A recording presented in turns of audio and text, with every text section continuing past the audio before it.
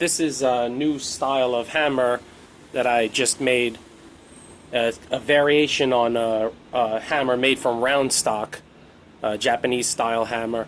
And basically my thinking on this was to make the back end thinner so that when I'm hammering I can sight the face of the hammer much more easily.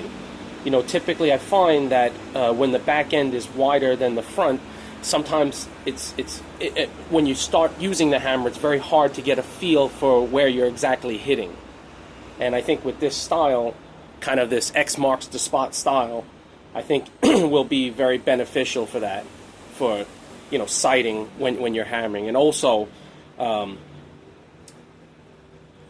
hammering it in this direction, on, you know, side to side here, it actually makes the pole a little bit taller than what it would normally be if I was just to punch it and upset the ends and allow them to stay upset.